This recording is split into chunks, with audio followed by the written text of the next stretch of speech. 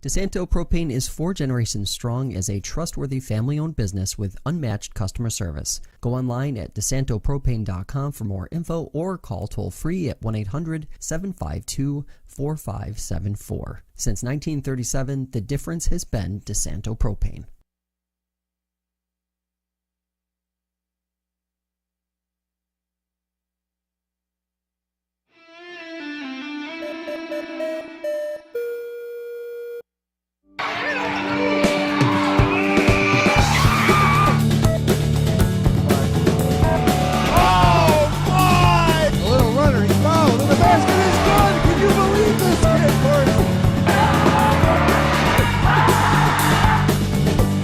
Inside to Stevenson, up a piece from Macy, Funky good in the ball!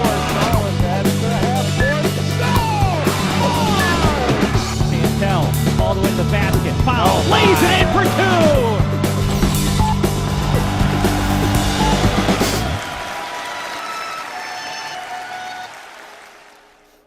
Hello, high school basketball fans. Welcome to the Upstate Hoops Podcast here on Monday, December 18th. I'm Jim Sinacropi studio along with Paul Russo here at 12 North Park Street in Seneca Falls. Full week of Wayne Finger Lakes High School basketball to recap. We'll look ahead at the games coming up this week prior to Christmas break. And, of course, we'll reveal our Week 2 boys and girls power rankings.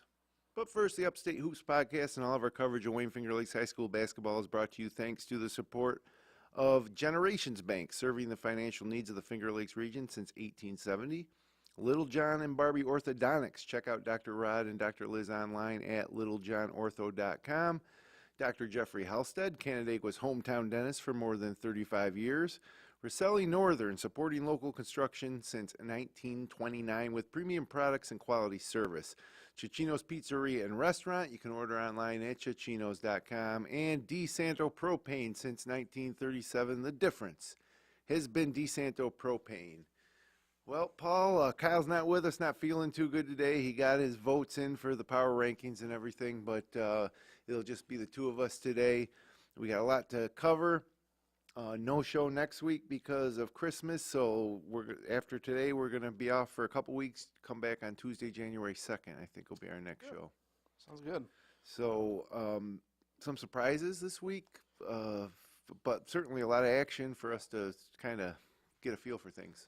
Yeah, I was a little bit wrong by assuming it might have been a more quiet, lighter week last week to a degree, but yeah, you know, that's kind of the beauty, I think, of the early season in a way, right, is you get to really see where everybody kind of maybe actually is or aren't in certain situations. We get to discover. Right, yeah. And new players. And yeah, and that's the beauty of it, right, because you have some non-league at the start. You get into a little bit of league play, and, you know, you look at like next week, for example, into the holiday break, a lot of teams are either doing non-league games or in tournaments, so there's a lot of fun stuff this early season of discovery, learning, and kind of getting the true feel of how this season's going to develop and progress on.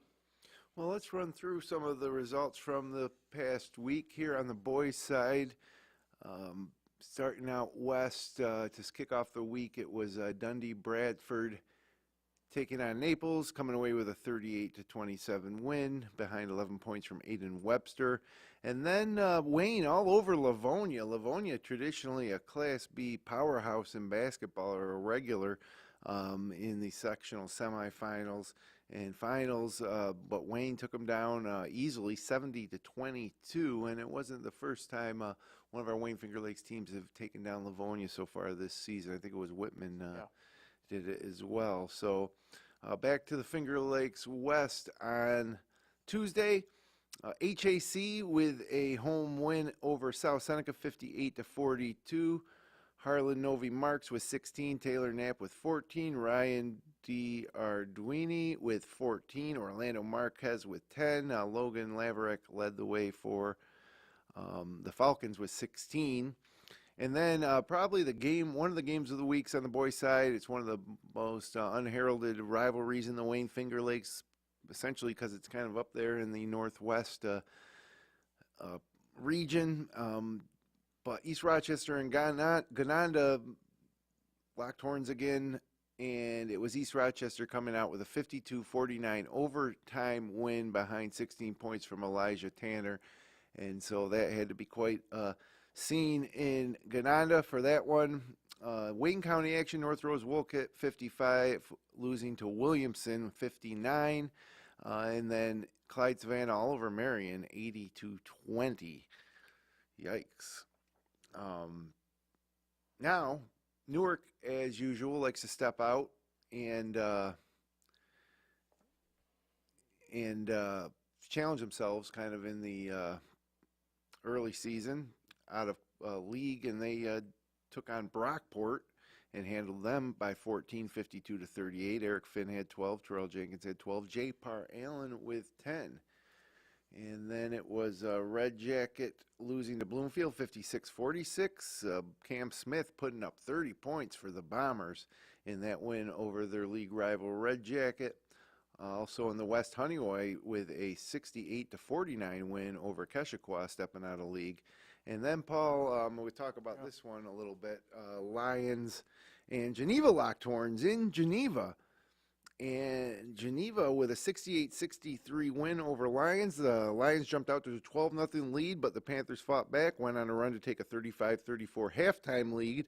And then each team traded the lead in the second half before Geneva held on late for the win. Andrew Green with 20 points, DePatrick Overstreet with 16 points, Xavier Praler with 9 for the Panthers, Jameer Johnson led the way with 25 for Lions, Stephen LeBrecq with 12, and Michael Briggs with 12. But, Lions was, I think, second in their power rankings heading into this week. Geneva, I think, was down near the bottom of the top 10. Yeah. And a little bit of a surprise, just given kind of where the Geneva program's been the past couple of years since winning that sectional title, probably 3 years removed now.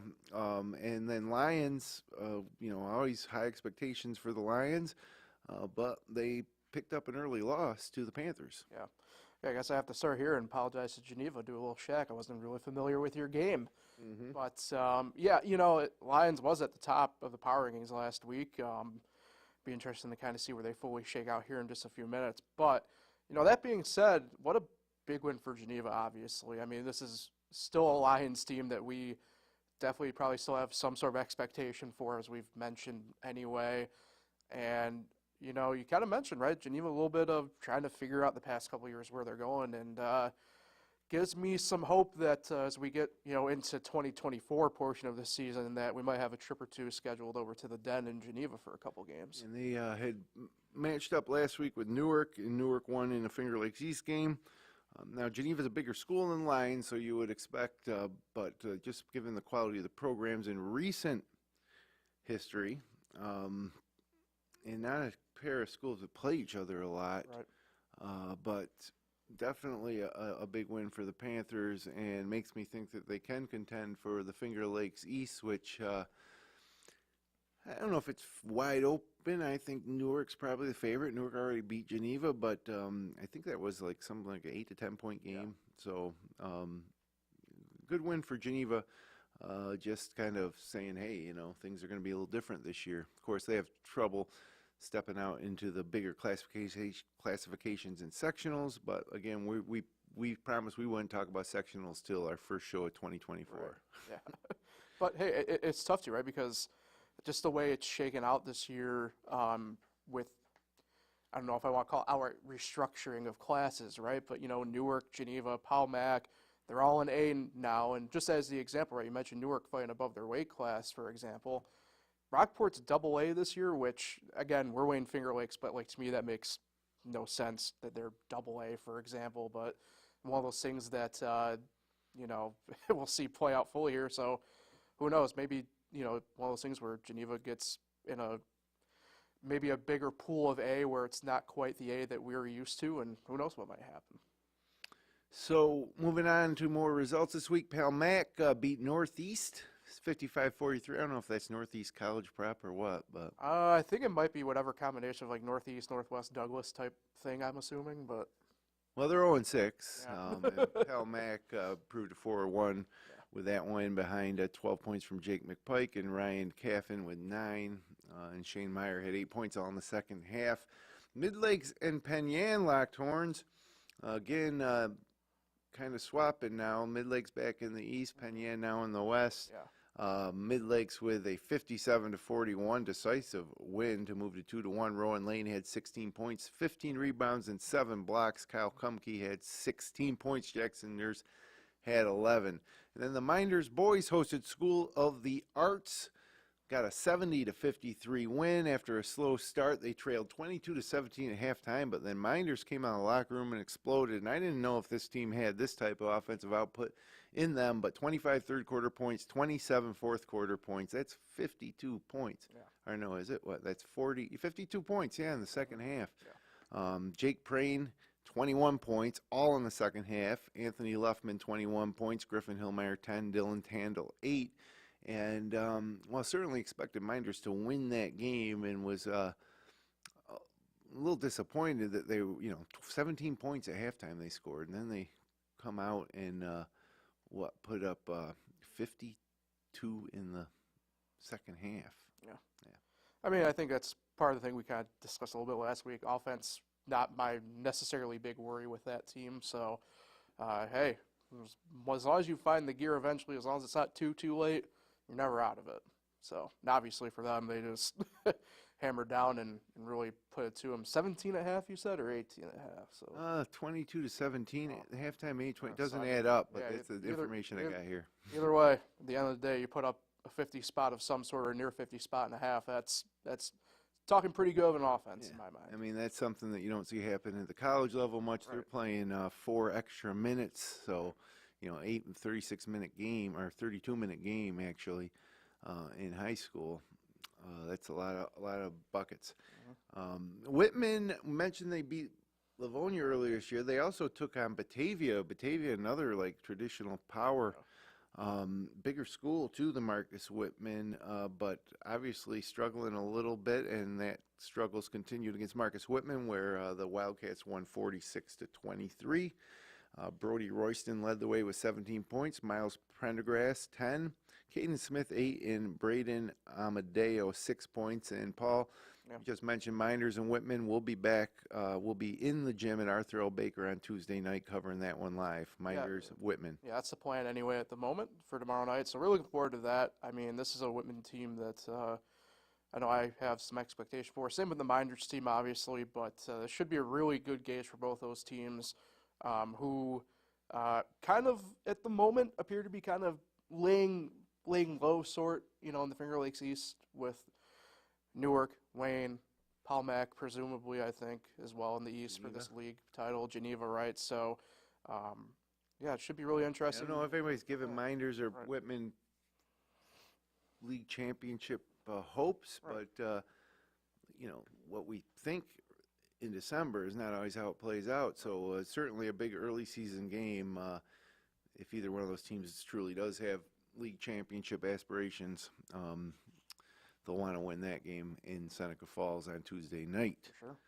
On FingerLakes1.com. Moving ahead to Thursday, Wayne took off and went down to Orlando, Florida, where they beat Northview, or they lost to a team named Northview 34-30 in their opener.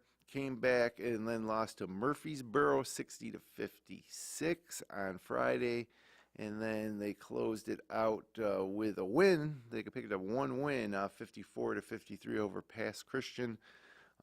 Again, a fun trip for Coach Thompson and the boys to get down there to Orlando. I don't know what to take out of any of those games. They went 1-2. Who knows who they played, or Yeah, I mean it's tough, especially in those type of alcohol environment. I don't want to spend too much time on it because I'll just be on a different soapbox of a different kind in the grand scheme of it. But at the end of the day, judging by the scores and what clips we've been able to kind of see, looked like really, at the very least, competitive, tough-fought games. Yeah. So that's got to bode, in my mind, really well for Coach Thompson and the rest of the Eagles, obviously, for later on this season. And, at the end of the day, you at least end your tournament with a win. Nice feather in the cap to at least come back north with. Yep, absolutely. Cam Blakenberg in that win on Saturday had 29 points. In the loss on Friday, he had 23 points. and that was P.J. Ostrowski leading the way in the Thursday loss to Northview with 13 points. Just rounding out the week for the boys, Gananda, after that lost to East Rochester in overtime, came back and traveled to North Rose Wolcott, picked up a 20-point win, 69-49. Cooper Grassel with 21, Miles Cavanis with 12, Hunter Vogt with 12, Braden Dosh with 11. For North Rose Wolcott, it was Axton Paul leading the way with 15 points. Red Creek beat Williamson. Red Jacket beat Naples. Truman Hill had 17 points in that win. And then not in the Wayne Finger Lakes, but local team Victor got a nice win over Penfield, a 12-point win, 66-54. Garrett Clark, 31 points in that one. Pelmac and Mid-Lakes met up on the boys' side, and you were at the girls' version of that in Palmyra. This game was in Clifton Springs, and Pelmac won easily, 71-43.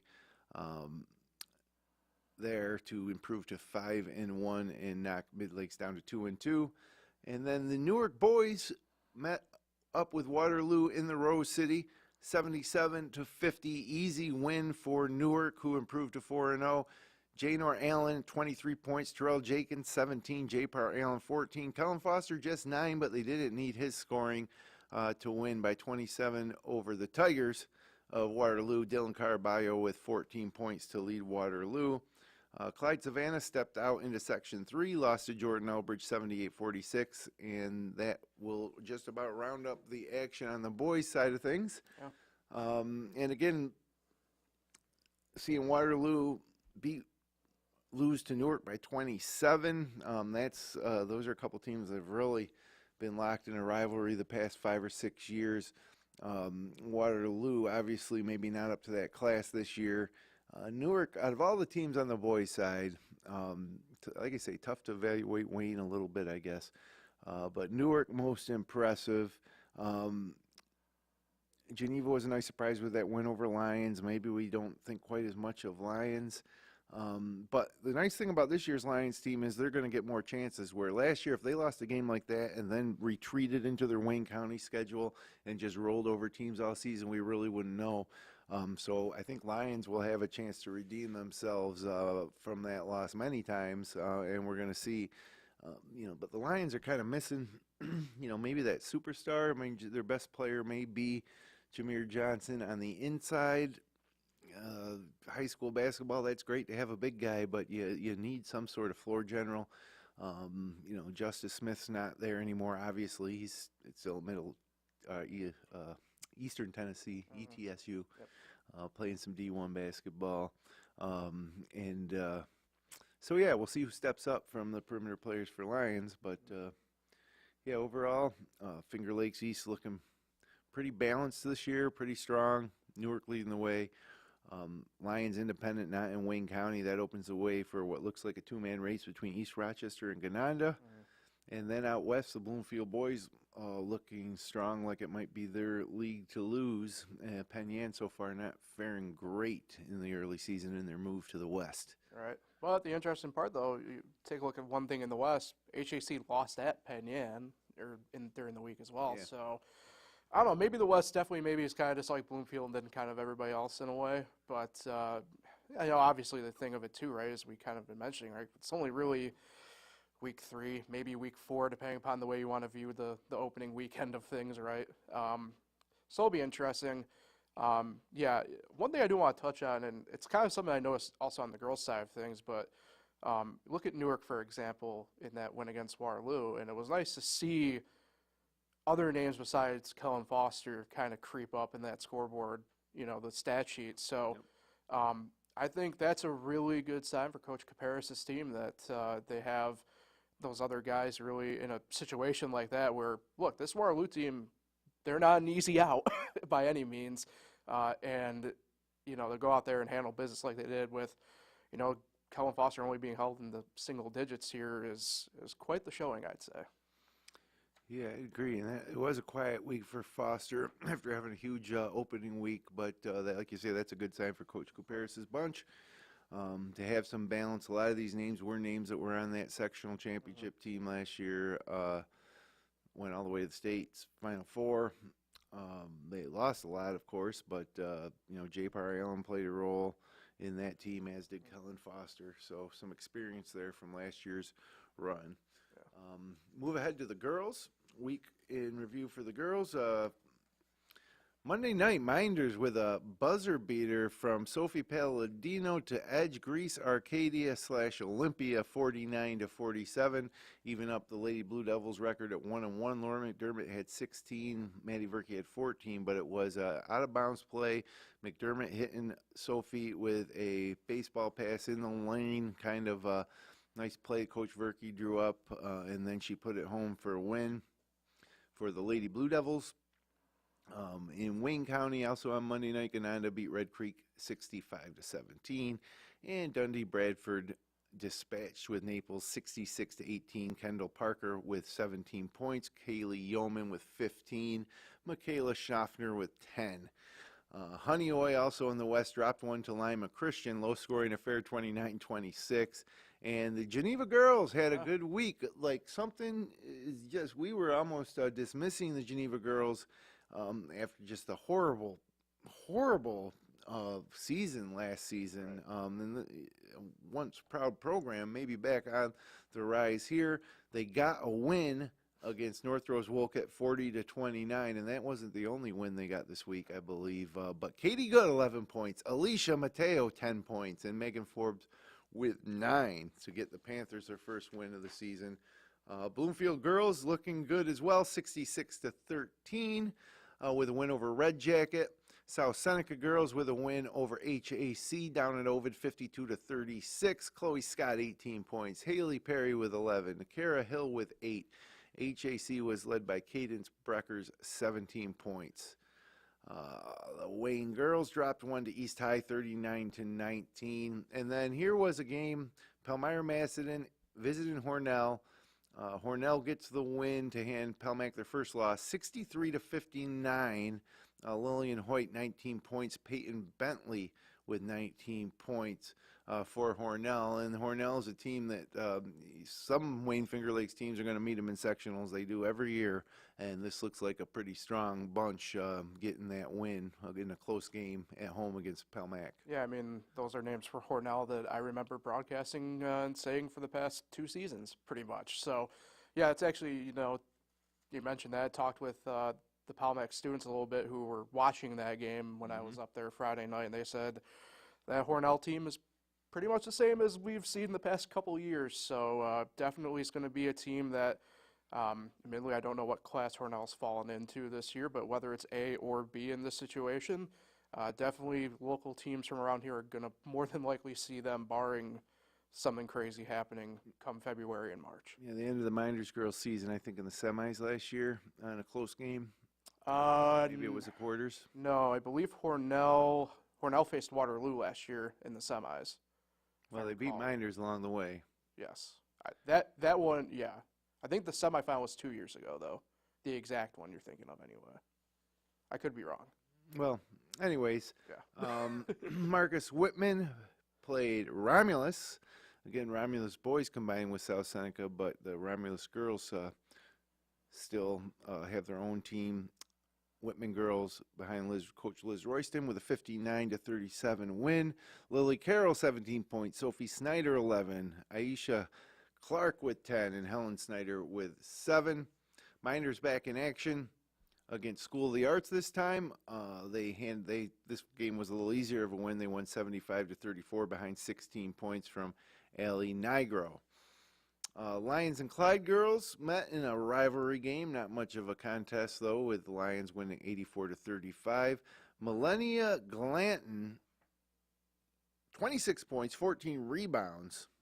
Jayla Bell, 25 points, 11 rebounds, 7 assists, 8 steals. Carmela Parker with 15. So the Lady Lions with a win over their rival. And then we mentioned East Rochester Gananda boys. They met on the girls' side too. Also a couple of really good teams. And Gananda with pretty much a nice statement win at home, 52-39 over the Bombers. Yeah, it ended up being, at least that game as well. I kind of mentioned it with Newark, with the Gananda girls. I think, even Jenny gets mentioned a lot. I mean, we talked about her last week, but Mary Doyce had 12, and Ava Van Antwerp had 11 to lead Gananda. And I know on the East Rochester side, the Eldridge sisters both had 12 apiece to lead the way for them. But again, a little bit of a case now. It's a little bit different. Lions girls are definitely probably going to have a say within Wayne County League this year as well. But it's going to be fun down the stretch already in my mind between East Rochester and Gananda, both boys and girls, as it really comes out of the stretch. You don't really, I guess, see that maybe all that too often, especially at least maybe close proximity-wise between two schools, two deep rivals who are battling over the top two spots in the league. It's kind of fun to witness, at least from our vantage point anyway. Lions girls still in Wayne County. They might have something to say about it. But yeah, both a lot of the action at the top of the league will be in northwestern Wayne County and even into Monroe County a little bit, where East Rochester resides. Newark girls, we're going to talk about them a little bit. They beat Haverline 57-28. Karina Natali with 11 points to Kayla Vaughn with 10, Natalie Buck with 10. But it was the win they had 2 nights later on Friday that I'll get to in a second that kind of raised some eyebrows. Thursday night, Romulus girls get their first win. It was over Honeoye 43-40 in Romulus. Red Jacket defeated Naples 37-33. And the Bloomfield Lady Bombers over South Seneca 66-40 to improve to 5-1. Friday night, I'll save this one for last because you were there. So let's start with Red Creek and Lions met. Lions with an easy 73-31 win. 25 points, 11 rebounds from Jay LaBelle. Millennia Glanton, 11 points, 16 rebounds. East Rochester beat North Rose Wolcott 61-18. And then the Geneva Panthers, the Lady Panthers, crushing Wilson Early College 47-18 to improve to 2-2. Allie Good, 14 points. Megan Forbes, 11 points. Minders dispatches with Wayne 49-30 or 49-23 behind 16 points from Sophie Palladino, 12 from Peyton Verkey, and 10 from Allie Nigro. And then the Newark girls beat the Waterloo girls 51-47.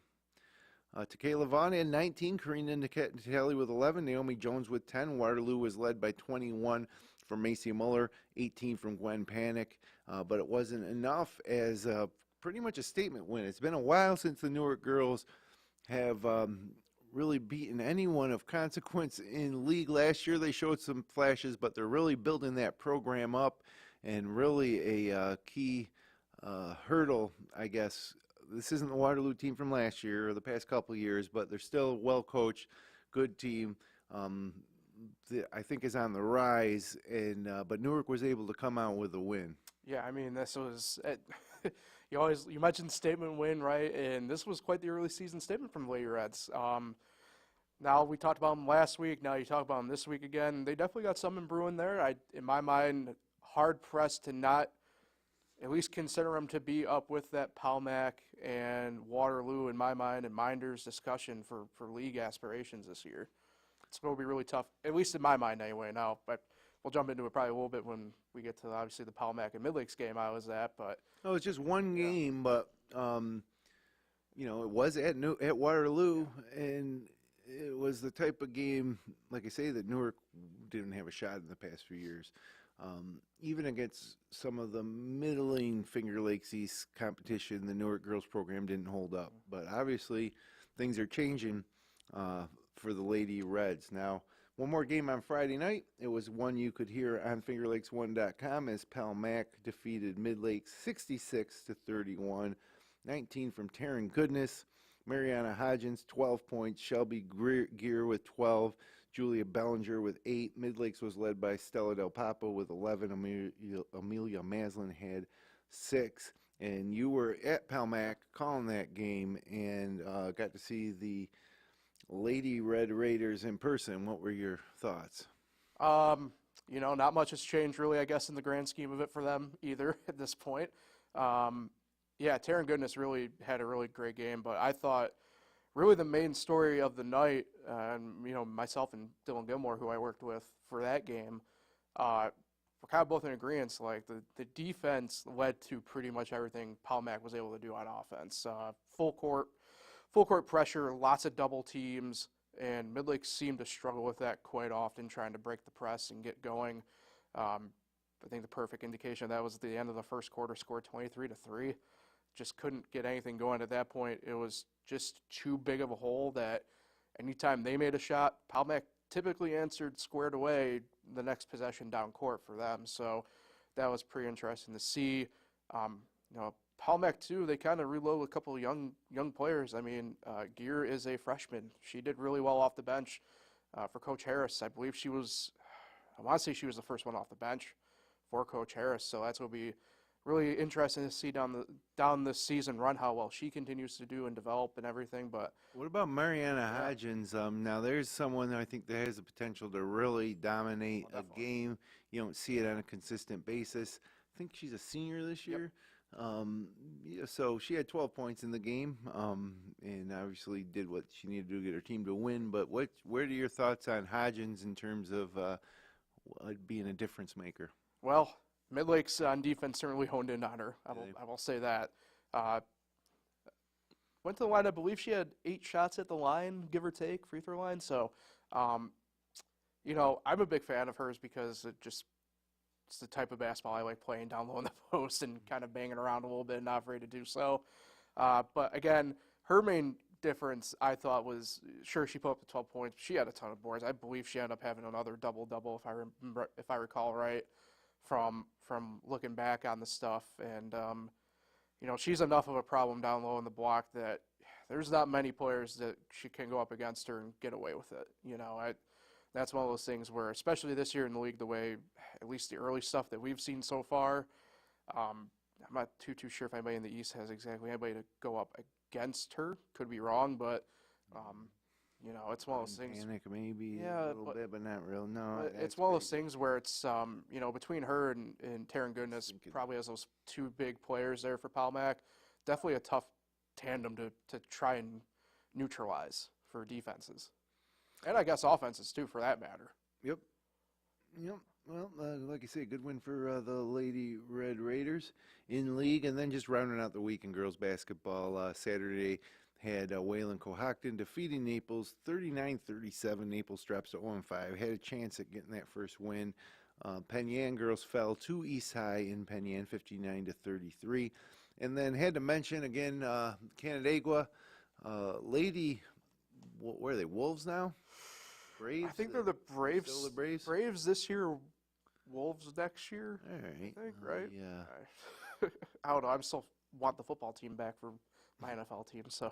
Got a good win over Penfield. Yeah. Canandaigua defeated Penfield 63-52. Kylie Chapman with 23. Macy Bacon with 16. Leah Sheridan with 12. And Julia Geithner with 10. So that rounds out all the action in the Wayne Finger Lakes leagues for the past week. And now it's time to see how it all shakes out in terms of our power rankings. Yeah. And let's unveil them. Which one do you want to go to first? Let's go with the boy. Let's go with the girls first, since we just talked about them. We'll see. You got it. There we go.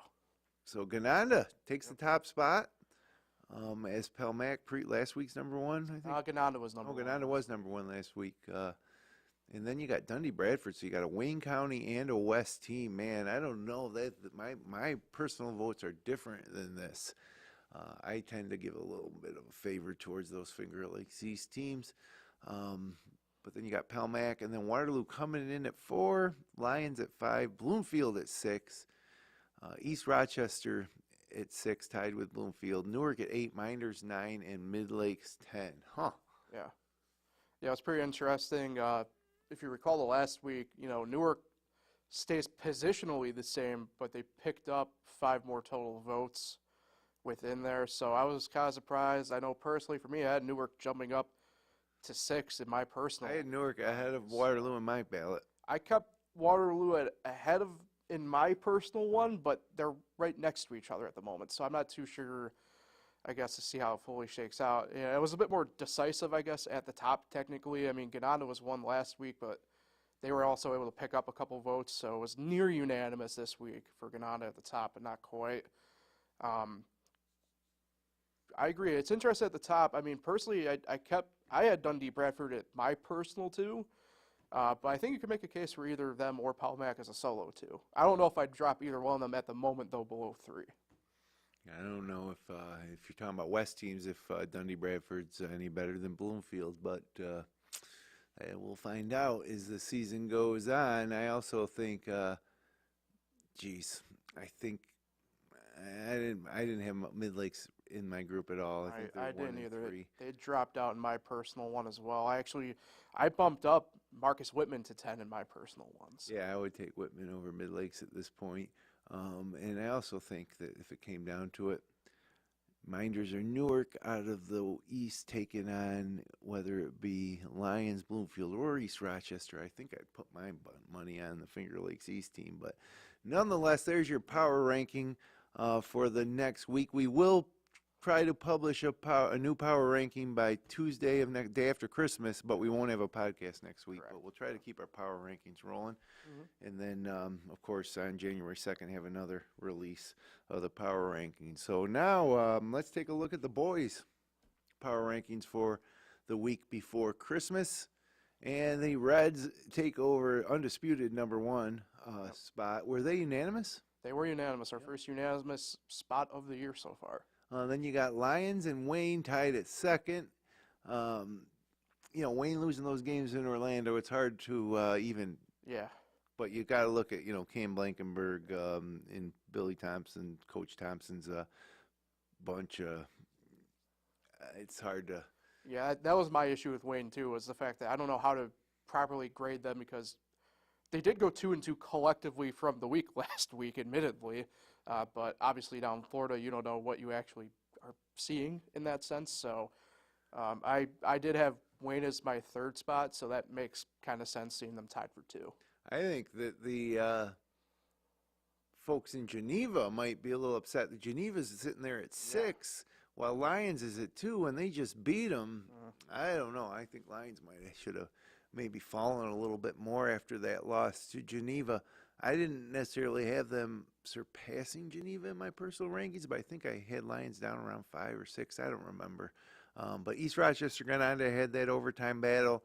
They come in at 5 and 7 respectively. HAC getting a lot of love at 8. The Minders boys at 9.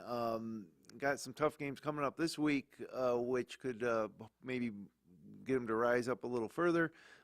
Including Marcus Whitman coming into Seneca Falls on Tuesday night. So Bloomfield, Marcus Whitman tied at 10. And there's your boys' power rankings for the week of December 18th through the 22nd. Yeah, I don't have many gripes really with the boys' rankings this week. I think the boys was a little bit more decisive to actually choose this week, I guess, in a sense, while also trying to gauge kind of where everybody kind of was. But, yeah, this week appears to be a bit of an interesting week. I don't want to give too much away as we look at the schedules ahead, but there's a lot more head-to-head battles this week within the top 10 outside of just what we're looking to do broadcast-wise as well.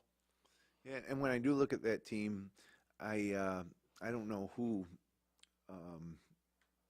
has the depth and overall talent level that like Newark does. Yeah. I think Newark could be there for a while if they take care of business.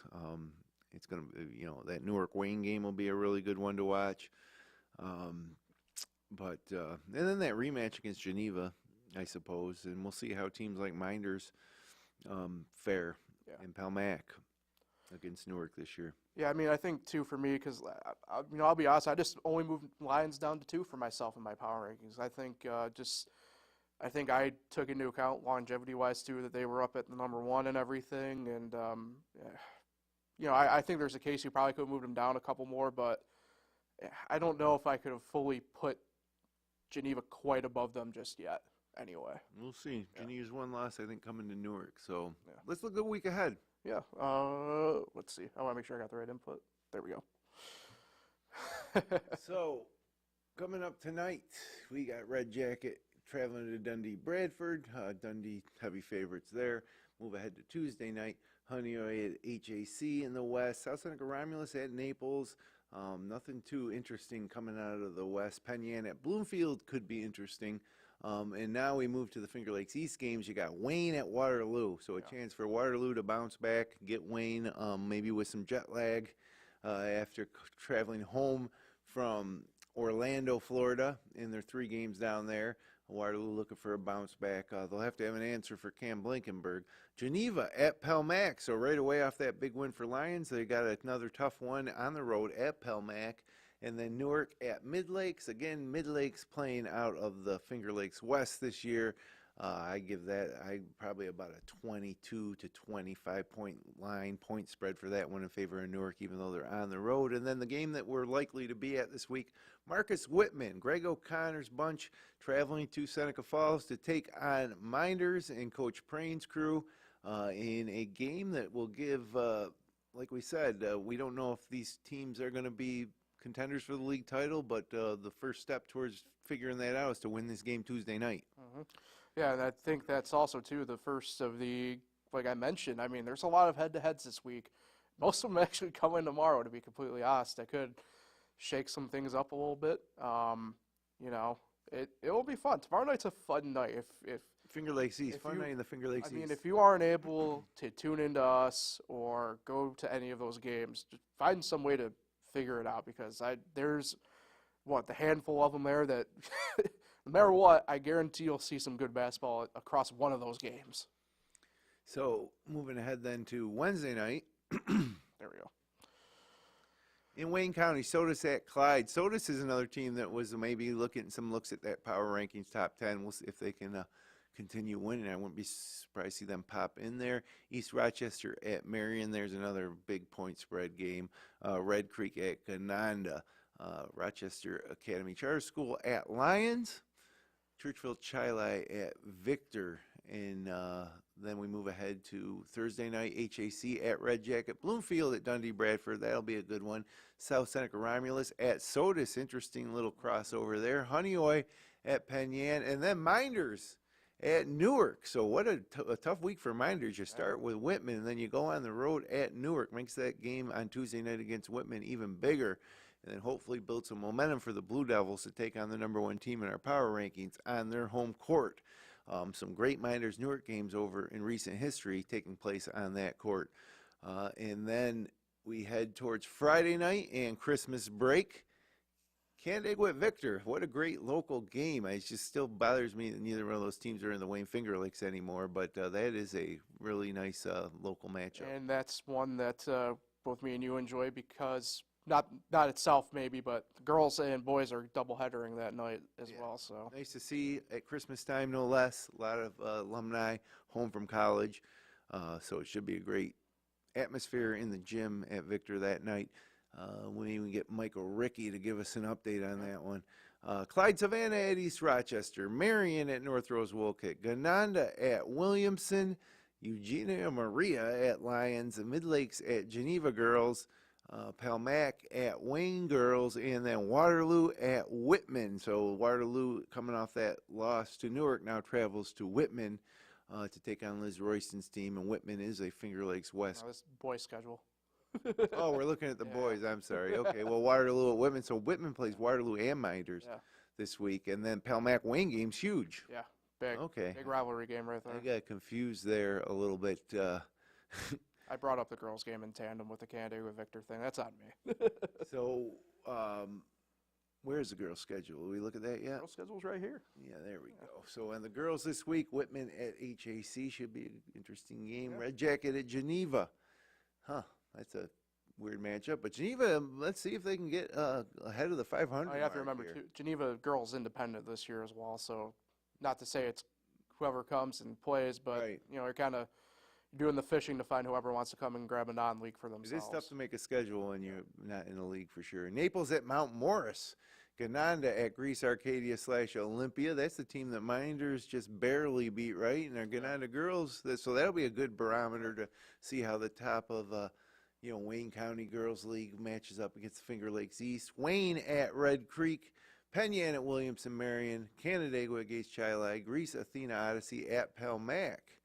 And then on Tuesday night, those games are tonight. Tuesday night, Williamson Marion at East Rochester, Victor at Irondequoit, and then Wednesday night, Naples South Seneca, HAC at Honeoye, Waterloo at Wayne, Mid-Lakes at Newark, Minders at Penn Yan, and Marcus Whitman at Bloomfield. There's a really good girls matchup in the West. Yeah, well, quasi rivalry as well. And if that wasn't enough for the Bloomfield Lady Bombers, the next night they got to go to Dundee Bradford. So huge week for the Lady Bombers of Bloomfield. Also on Thursday night, North Rose Wolcott at Clyde Savannah, Geneva at Rochester Prep, and Lions going out of League 2 Section 3 to play what's traditionally a pretty good weed sport girls program. Yeah, I know. I'm looking forward to that. It might be one of those ones where if I can find a feed of some sort, tune in for that if you can as well. So, yeah, that will be a good barometer for them as well, kind of to see, check in where they're kind of at exactly too. And a little bit of, I guess, a prelude to next week where, you know, you don't, like I said, a lot of non-leagues and tournament stuff as well. Some holiday tournaments. Then Friday night for the girls, South Seneca at Romulus. There is a great rivalry game as well. You won't see it on the boys' side this year because they're combined. Marcus Whitman at Honeoye, Red Jacket at HAC. There's that first half of the doubleheader. Canandaigua at Victor. On the girls' side, Wayne at Palmac, Penn Yan at Waterloo, and then Newark Minders girls also pretty interesting. That game will be in Seneca Falls on Friday night. Yeah, a lot of good stuff. Obviously, especially you get to the later portions of the week. Although boys is more stacked than the girls' side in terms of just bulk of schedule, but yeah, it's an interesting week. Just because you're going into break, you don't know who necessarily even have on the roster potentially, I guess, in a lot of situations. But yeah, it should be a fun one down the stretch here before a lot of these kids and coaches get a nice little at least 5-6 day break for the most part for the holiday and enjoy. Yeah, and then again that means that we'll be issuing our new top 10 power rankings next week after Christmas. But we won't have a show here, but we will be back on Tuesday, January 2nd for the next edition of Upstate Hoops. So, Paul, we'll see you tomorrow in the gym in Seneca Falls, Arthur L. Baker, for that Whitman Minders game, at least where we're like 90% sure. Yeah, I'm just waiting to get confirmation back, which usually everybody's really good with that usually. Have we ever been told no? I haven't been told no anyway. No, I could be wrong. I could be wrong, but I don't think I've ever been told no. I don't think I've ever been told no either. Although logistically, there's some places we have trouble doing it. Right.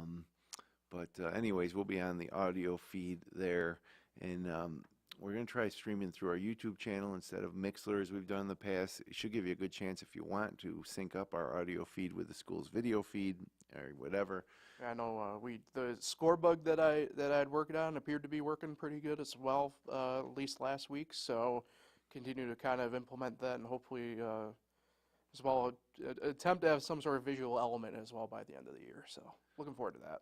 All right. Well, hey, everybody. Thanks for joining us on the Upstate Hoops podcast. Connect with us on Facebook, X, at Finger Lakes 1, and at FL1 Sports on TikTok. Subscribe to us on YouTube, and our audio-only podcast is available most everywhere you enjoy your audio content. You can find our show, live stream games, and local news, weather, and sports 24/7 on the free FingerLakes1.com Android or iPhone app. The perfect stocking stuffer is the FL1 Android or iPhone app. But takes up a little space.